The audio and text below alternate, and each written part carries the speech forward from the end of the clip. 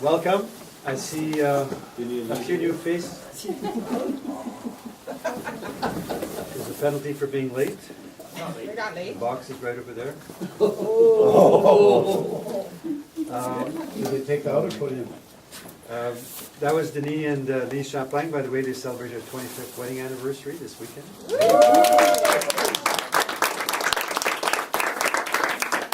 That's why they're late.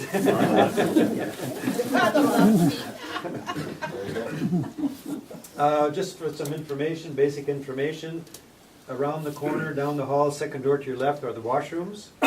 The washroom. The washroom. And for those of you, if it's your first night, there's a registration form right here. And we'd like to get your name and email. That way we can send you some information. If we have anything about the evening, we can inform you. Some of you have asked about the YouTube. This is being filmed tonight. So when is it going to be on YouTube?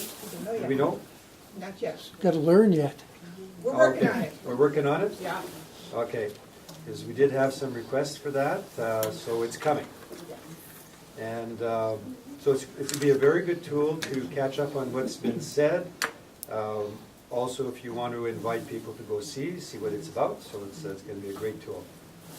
So we're going to start Deacon Gilles. For those of you who don't know Deacon Gilles, right there. And hi. Smile. You want to smile at that camera there? So Deacon Gilles is a deacon at Holy Cross. He's also the owner of Stephen Chou's bookstore, where you can purchase some of these. And I think Deacon has some of these tonight too, at a sale price of. Well, I only paid $7. That's two more than I paid. Oh! $14. At a negotiable price. And I just I wanted to thank especially Roland here this evening, Especially. because I'd like to thank him for listening to the Spirit and acting upon it, because Roland got the ball rolling. Roland got the ball rolling for this session this evening, so I'd like to thank you for that. And thank you, Suzanne, for preparing all the goodies.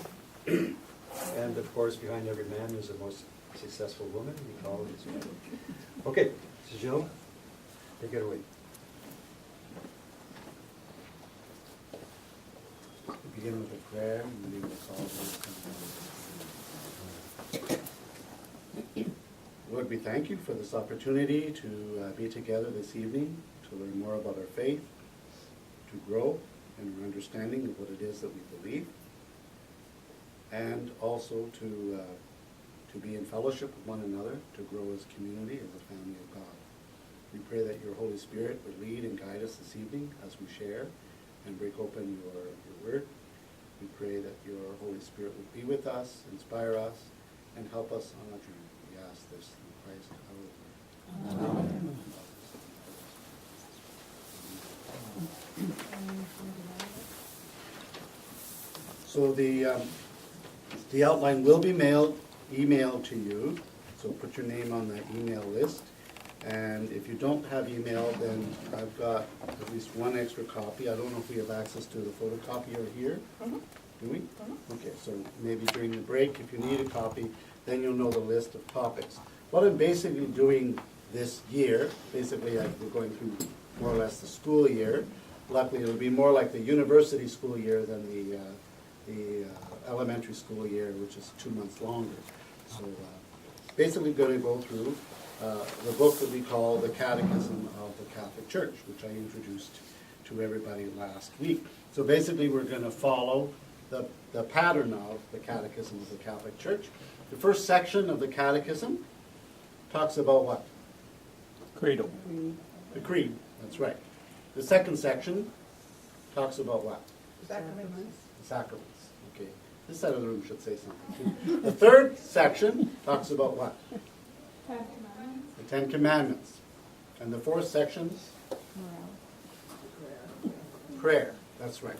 So, and that's what we're gonna follow. We're gonna go a little bit through the basics of the creed of the faith, then we'll go through the sacraments, and then we'll talk about the Ten Commandments, and then we'll talk about prayer.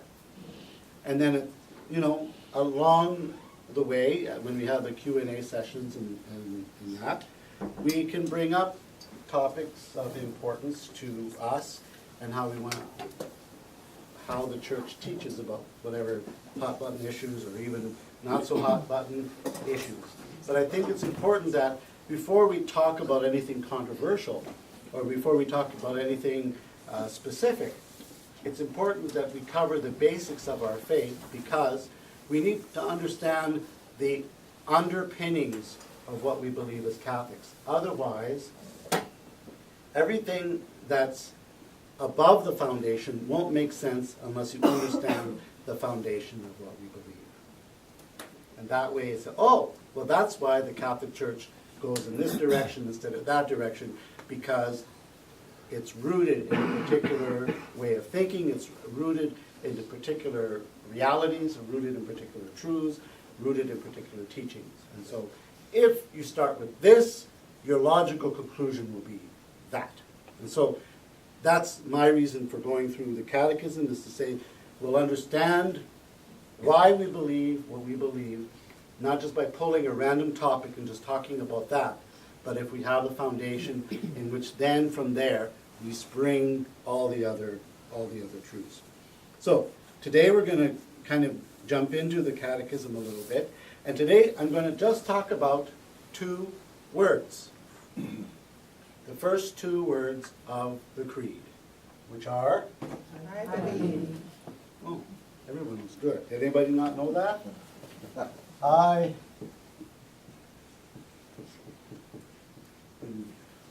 Okay. Or in the other language of Lorette, Je crois. together. Je crois. That's right. I believe. Now,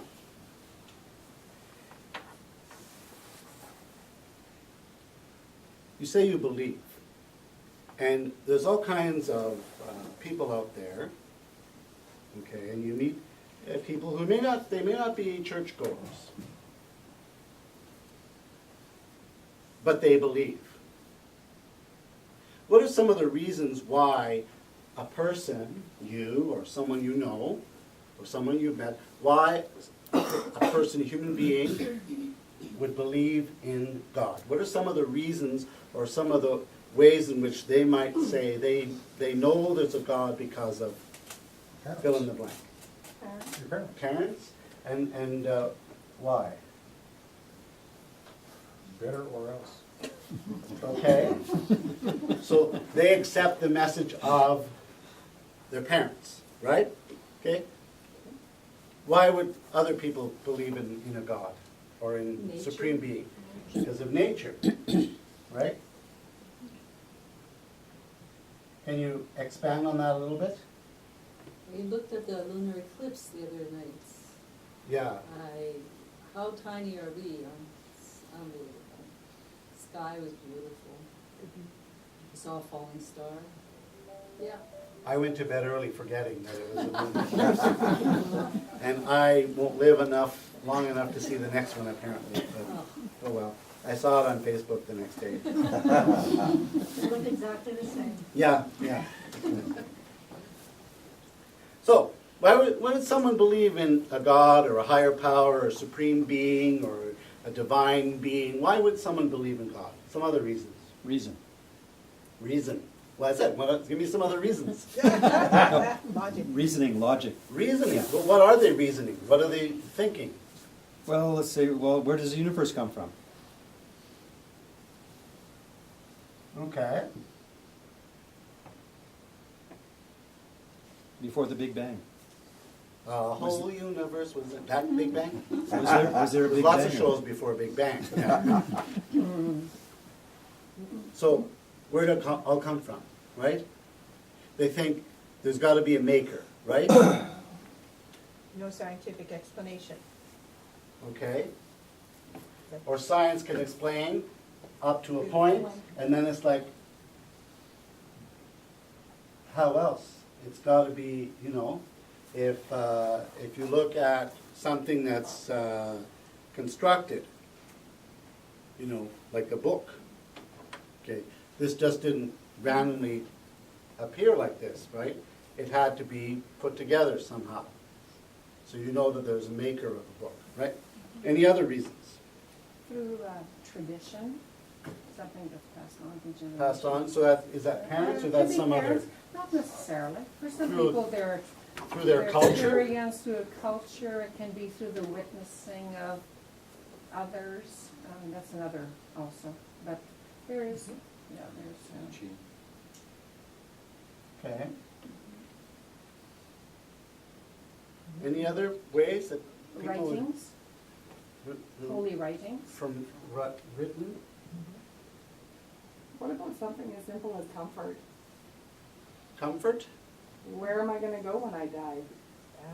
It gives you that sense of well-being. Okay.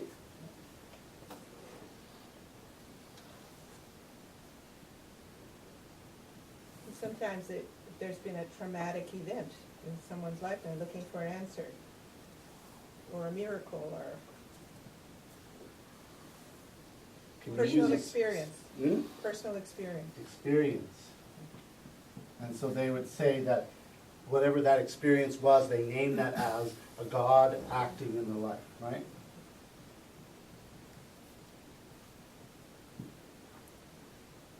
Believe because of Jesus. Believe there's a God because of Jesus. Why? Well, as C.S. Lewis would say, he's either a liar or a lunatic, or he's the Okay, Lord. that's believing a specific thing about Jesus. Uh-huh. But how do I believe that there's a God because of Jesus? Because he said so. Because you believe what he says, Yeah. right? How So do you- you writings? Writings or the teachings. Teachings. Is there something we're missing? Keep working on it. Hmm? Is there something on there that we didn't get? Nope. Oh, well, a couple things. Good. Is it experience? No, the same? actually, everything I wrote is connected to all of this. Oh, okay. Actually, to me, like nature, there's two ways that you can view nature as telling you about God.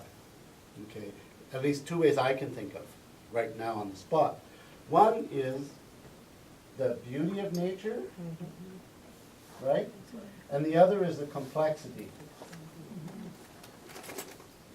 Okay, so that when the people who philosophers who talk about the you know, the proofs for the existence of God. One of the arguments they talk about is called the watchmaker God. You're walking along a beach and you see a watch lying there on the beach. You know that it just didn't, you know, spontaneously just appear there. It was made. It's complex, right? And so you look at the planets and the stars and the moon and all of this kind of stuff. I had a physics teacher, for example, in high school who was a Catholic. And he said, you know, it's just, he said to him, it was just too freaky that given the moon and its distance from the earth, and given the sun and its size and its distance from the earth, the fact that the moon could completely cover the sun, because not all planets are like that, right?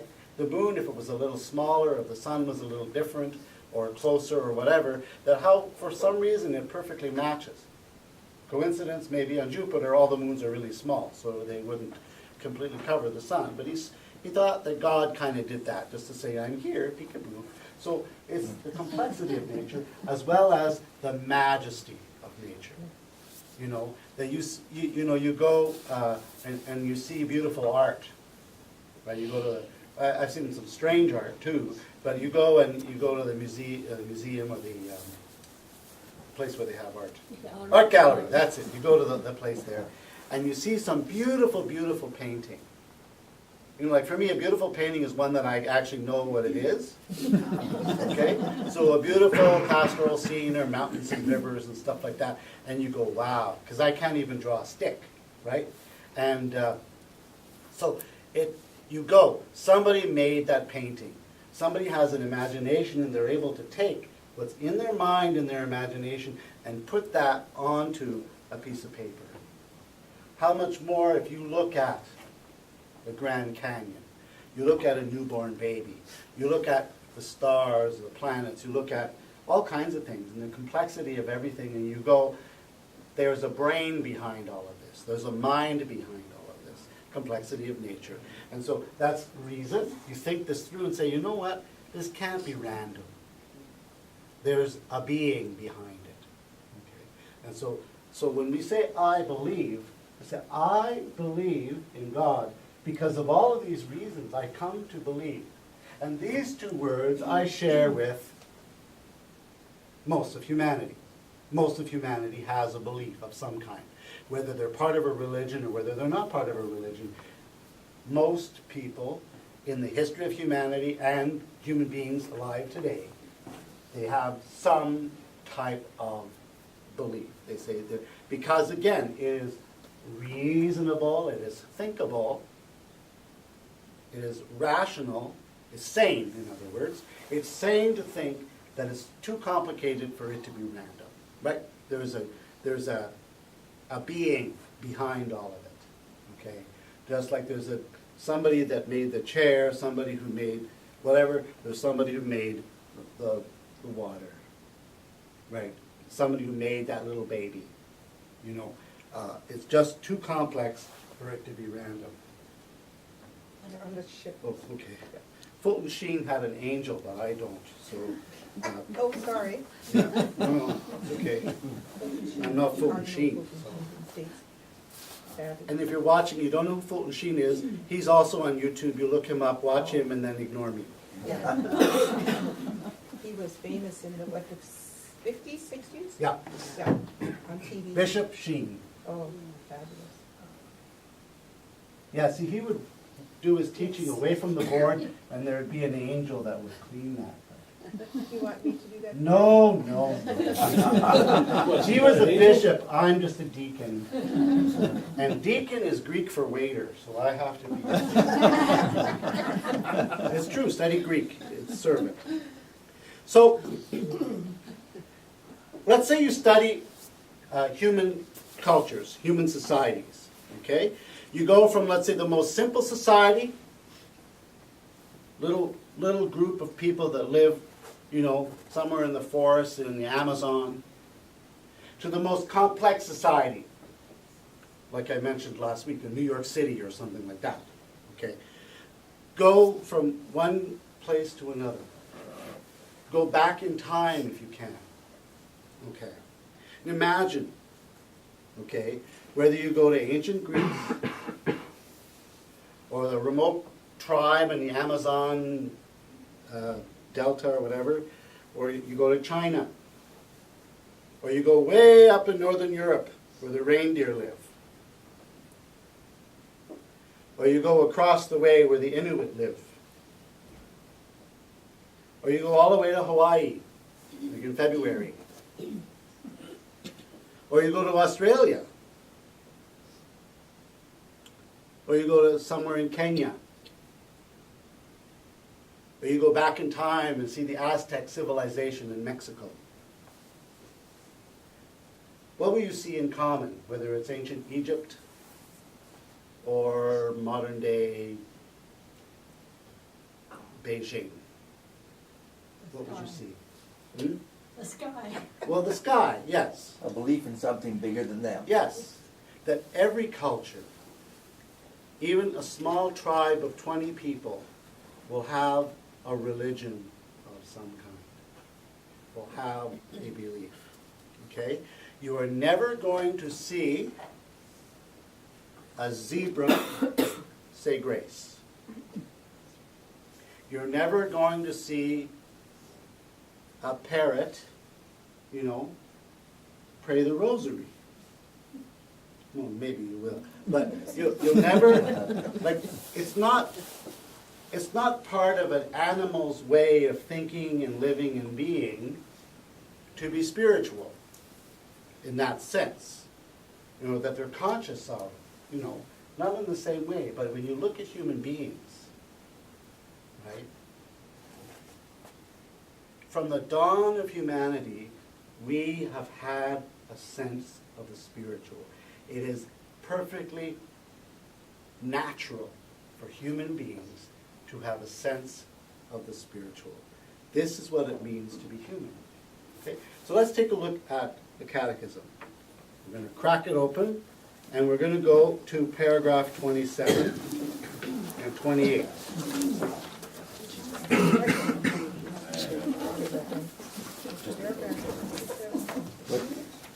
What page?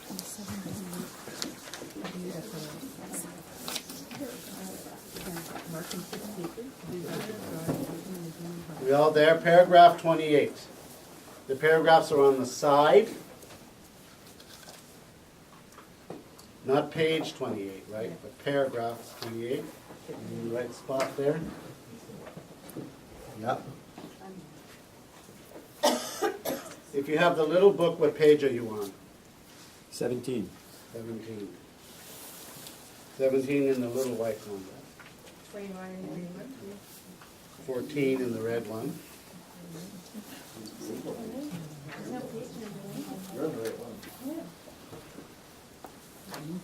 Anyone want to read out loud, nice and loud, paragraph 27? Sure. The desire for God. The desire for God is written in the human heart, because man is created by God and for God, and God never ceases to draw man to himself. Only in God will he find the truth and happiness. He never stops searching for it. Yeah, in the little paragraph there. The dignity of man rests above all on the fact that he is called communion with God. This invitation to converse with God is addressed to man as soon as he comes into being. For if man exists, it is because God has created him through love, and through love continues to hold him in existence. He cannot live fully according to truth unless he freely acknowledges that love and entrusts himself to his Creator. Okay, so Catechism says what I've been saying, right? Or I've been saying what it says. The desire for God is written in our heart. It's our longing to be spiritual, our longing to connect with the divine, with God, somehow, or whatever. That's common to human beings. And we see that if you study anthropology or sociology or some of these other ologies, you get to see the human beings performing religious rituals, performing ceremonies, celebrating different things because of their desire for God, their longing for God, the meaning in life. Okay? In paragraph 28. Anyone else? All right. In many ways, throughout history down to the present day, men have given expression to their quest for God in their religious beliefs and behavior, in their prayers, sacrifices, rituals, meditations, and so forth. These forms of religious expression, despite the ambiguities they often bring with them, are so universal that one may well call man a religious being. From one ancestor, God made all nations to inhabit the whole earth, and he allotted the names of their existence and the boundaries of the places where they would live, so that they would search for God and perhaps grope for him and find him, although indeed he is not far from each one of us. For in him we live and move and have our being. So in that little indented part, that's from the Book of Acts. And that we are a religious being. We are a spiritual being. Okay, that longing for God is innate within our human, it's written in our DNA, basically. It's in our soul. Okay? And that doesn't matter what culture we come from, doesn't matter where we live, whether we're in a primitive tribe or modern technology, whether you've got an iPod or not, that idea of God, the idea of spiritual, is part of our human existence. Paragraph 30 says, "Let the hearts of those who seek the Lord rejoice. Although man," and remember man means all of us, right? Man can forget God or reject him. He never ceases to call every man to seek him so as to find life and happiness. But this search for God demands of man every effort of intellect, a sound will, an upright heart, as well as the witness of others who teach him to seek God. Okay, so some of those reasons we learn from other people also that there's a God. You know, a little child, we teach to pray, and so they know that prayer is part of their existence, part of their life, part of what it means to be human. St. Augustine wrote this: "You are great, O Lord, and greatly to be praised. Great is your power, and your wisdom is without measure. And man, so small a part of your creation, wants to praise you. This man, though clothed with mortality and bearing the evidence of sin and the proof that you withstand the proud, despite everything, man, though a small part of your creation, wants to praise you. You yourself encourage him to delight in your praise, for you have made us for yourself, and our heart is restless until it rests in you." So the question I have is, how does our heart, or how does God help our hearts to rest? St. Augustine says our hearts are restless until they rest in him. Well, once we find him, how does he help it to rest?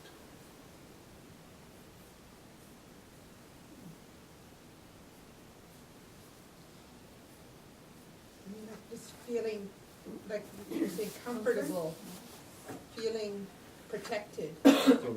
So having a relationship, a connection with God, there is comfort. Okay, what else?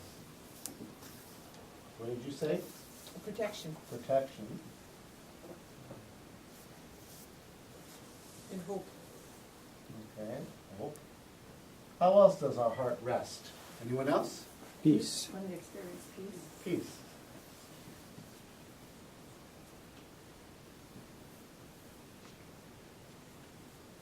One can identify what is good.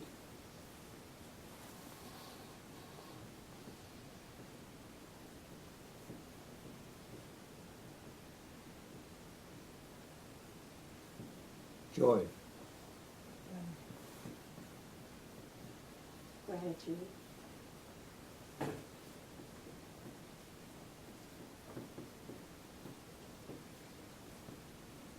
When there's faith in the fitness or Okay. in that relationship or in the fitness. Favorite trust, I guess, faith, trust, same. Praise. Praise.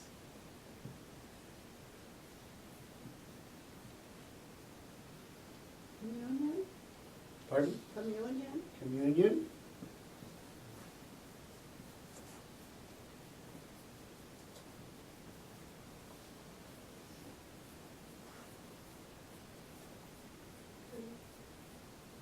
Hmm?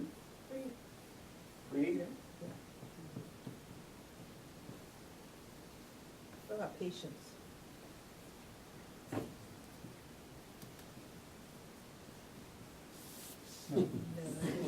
Not one. CE. Yeah. Sorry. Teacher.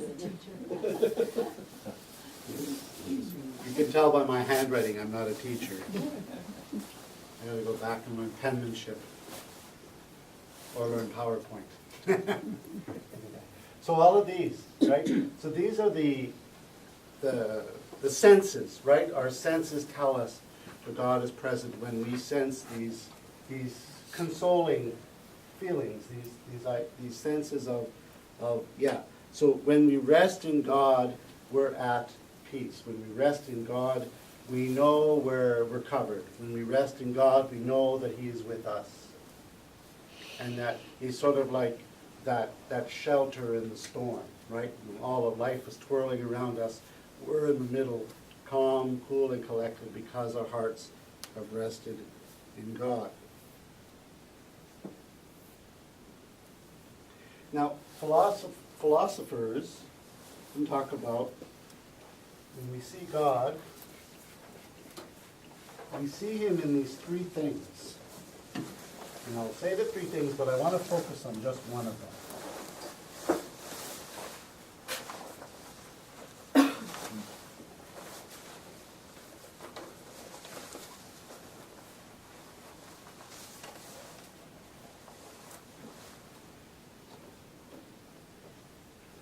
Especially the Greek philosophers, they talk about the true, the good, and the beautiful. That the spiritual person looks for the true, the good, and the beautiful. Okay, true. True is that when something is true, it's not just true versus false, but it feels right. It's true. Okay, there's something true about it. It's like they talk about like if the edge of this board is true, it means it's straight, it's clear, it's a true line. Okay, and so it's true, not just the opposite of falsehood, but it follows the right path, or it's right. It's like that's true. It's like the right thing. And it's like when you're driving and you know you're on the right path because you've seen your map and all of that stuff. You know you're in the right direction, and that's true. Whereas if you're not going in the right direction, you're lost or whatever, you're kind of confused, and it's like, you're frustrated and all that. And the good.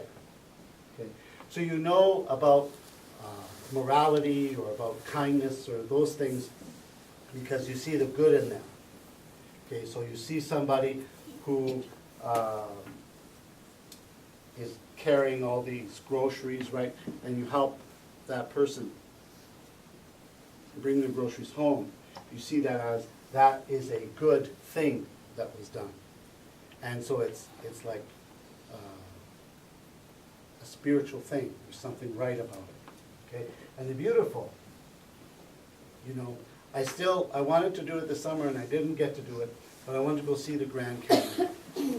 And I've obviously seen pictures or whatever, but you stand there, or when you go, let's say, out west to the mountains, right, you go to the Rockies, and you stand there. I'll never forget the first time I saw the Rockies. I was in my 20s, and you could barely breathe, right? Your breath is taken away, and you're like, wow, the beautiful, right? Or if I go and see an awesome church, for example, I go in, like in New York, and I go in the beautiful church, and it's like, wow, that's stunning, artwork or whatever, beautiful. It's a spiritual experience, isn't it? Lifts you up. Yeah, that's right. It lifts you up, and all of these things, they're that. They lift you up, exactly that, right? The true, the good, and the beautiful. And I want to talk about the beautiful because Robert Barron, who's now a bishop, he says we don't focus on the beautiful as much as we used to. And I think he's right. And so how does beauty remind us of God?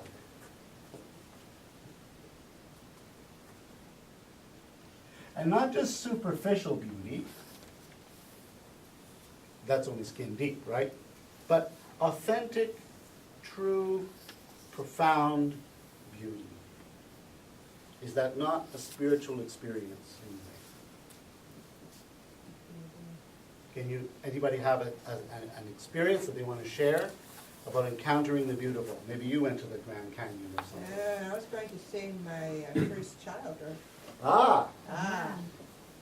Beauty of the hand, that little hand. Little hand and little toes. Perfection Yes. of his being, knitted so wonderfully and beautifully. Yeah. Yeah. You look at the baby and you go, Wow. you know.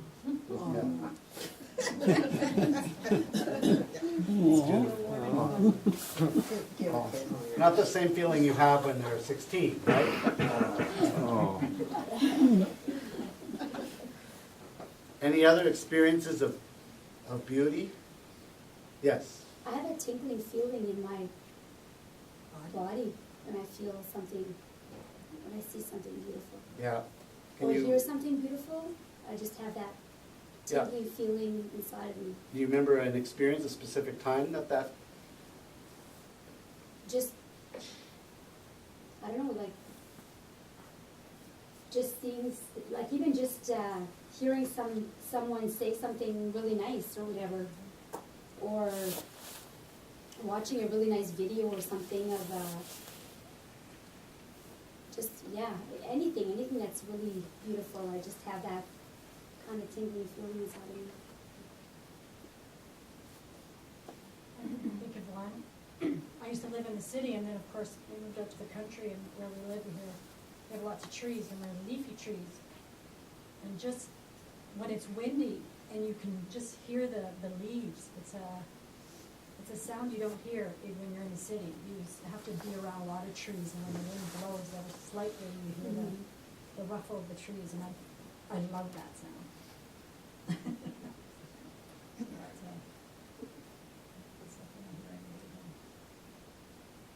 And it's like a spiritual, Yeah. you know, yeah. I think my experience of beauty is also that it can make me cry, because there's a connectedness, I guess, between the heart and the mind. Yeah. But rather something like Yeah. Beauty. like a beautiful music, beautiful song. Yeah. You know, the combination of the two, it just. Or a movie so- that's very touching. And you watch it and you see whatever happening and you want to cry because it touches you, it moves you in a certain way. And there's something there that goes deep. And I think there's something there that when we think of those things and you say, you know, God works in those things. God really is there. It's not just because I feel something that God is there, or that's my imagination that God is there, but that the presence of God is involved in those noble things. That God is involved in those uplifting things, those positive things, that He created us to benefit from these blessings, right? They're all blessings that God has. They're all gifts. And when we see these things, the child, or when you hear the rustling wind, or a piece of music, or a beautiful story that makes us, you know, or you hear of two people that were, you know, at odds with each other and they reconcile, and you know, there's a beautiful story of how that took place, or a couple that falls in love, you know, and you go, wow, isn't that beautiful, you know? Yeah. And you know, it lifts your heart, and it gives you hope. You can keep putting one foot in front of the other. I want to keep on here in the Catechism. Okay, and so there are ways that we learn that we can know about God. We can know that God exists. We know it through nature, we know it through our reasoning and all of that stuff.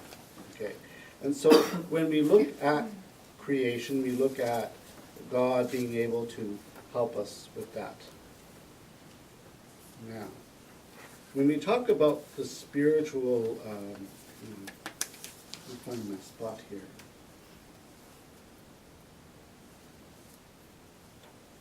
It would help if I wrote down where I wanted to go.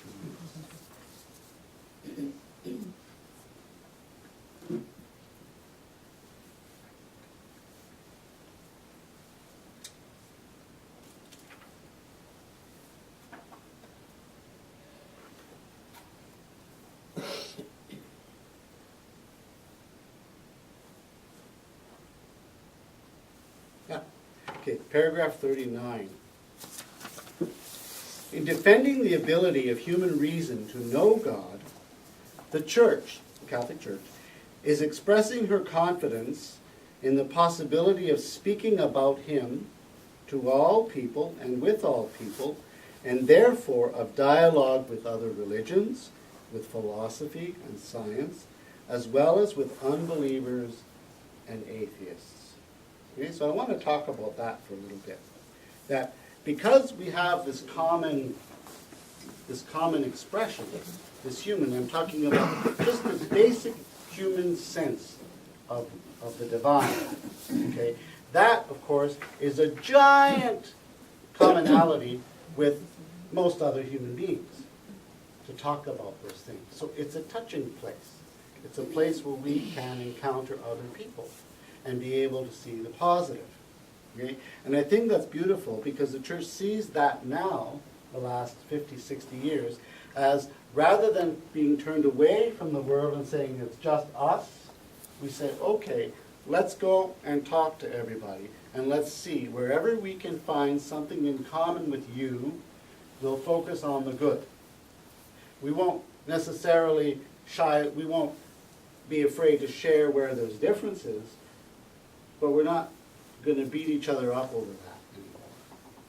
But we do want to focus on the good, the true and the beautiful that we see in other faiths.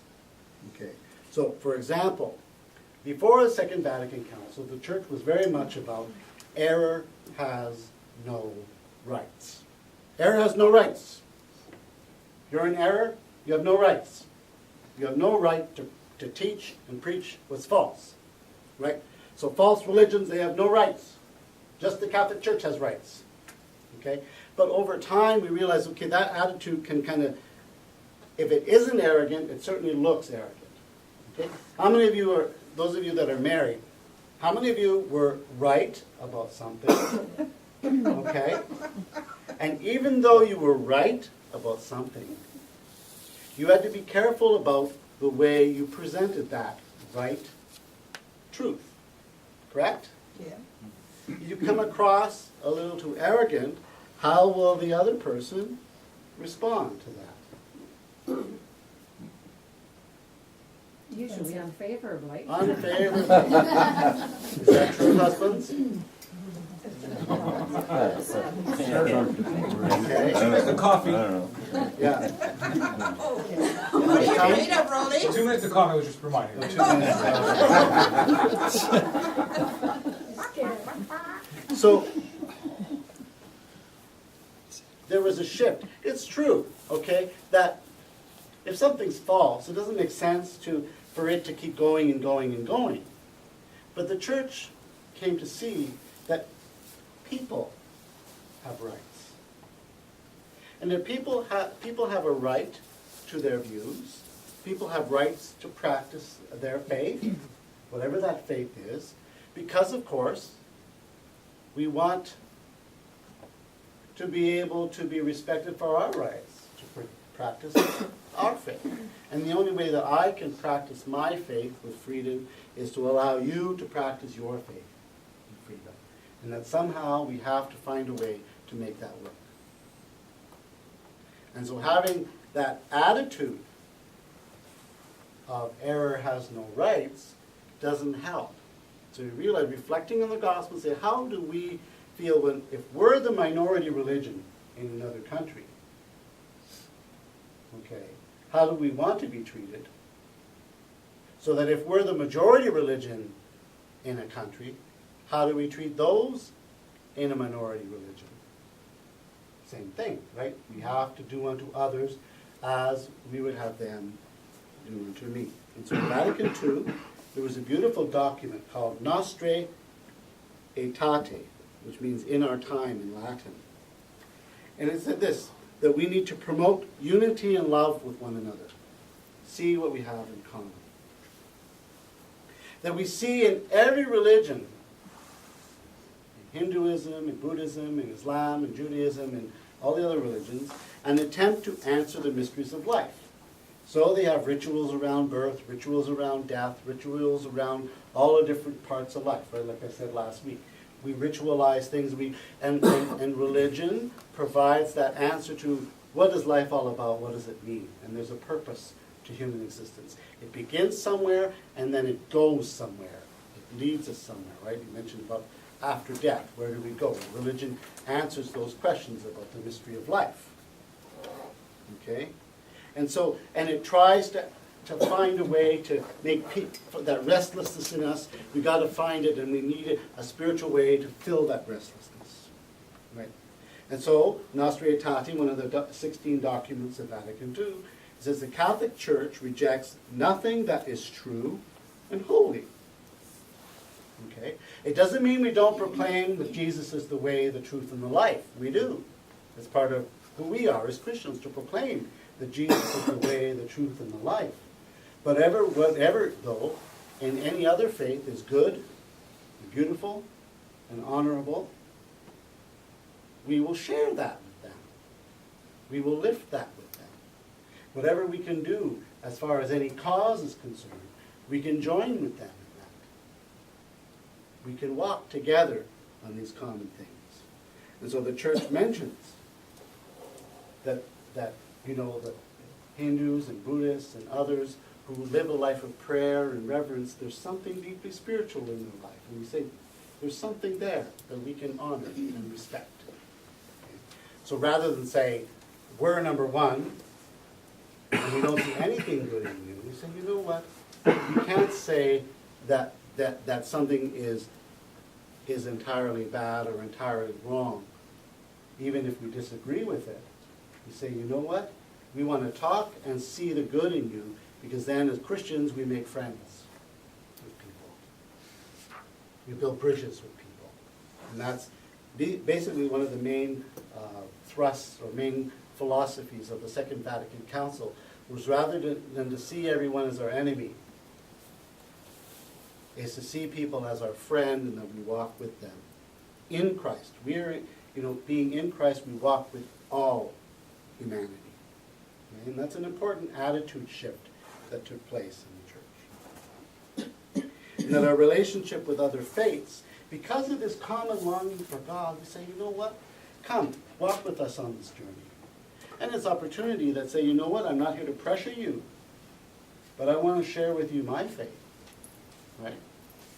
So when the Pope was in New York, for example, last week, I love New York, and at the 9/11 memorial, and he prayed with other religious leaders. Okay, the Pope is not insecure about his faith in Jesus Christ. When he prays with the Baha'i and the Buddhist and the Muslim and the Jew, he's not insecure about that. But he knows that if we can stop and pause and pray together for peace, and have a moment of silence, and say that whatever our religious beliefs, we can't just pretend that other religions don't exist. Whatever our religious beliefs, if we can put down our guns and our knives and our weapons and listen to one another, maybe there'd be less bloodshed in the world. Maybe there'd be a more peaceful world, and we could talk to each other and share with one another. That's progress. That's positive. That doesn't take away that we believe Jesus is the way, the truth, and the life. But if Jesus says those who live by the sword will die by the sword, and we share with all other faiths that same reality, that religion and violence should have nothing to do with each other, we've made a step as a human race. And even that is an element of the good news of Christ that can be present in every faith. We see that as a good thing. And so the church teaches that we can be in dialogue with other religions. We can be in dialogue with the world of philosophy. Some of the greatest philosophers in the history of humanity were Catholics. St. Thomas Aquinas, St. Augustine, great minds, great philosophers. John Paul II, is a great philosophical mind. Edith Stein, or Sister St. Teresa Benedicta of the Cross, great, well, that's the same person. Great thinker, philosopher, many great philosophers. We can encounter with science. Some of the great scientists in the history of the world were priests.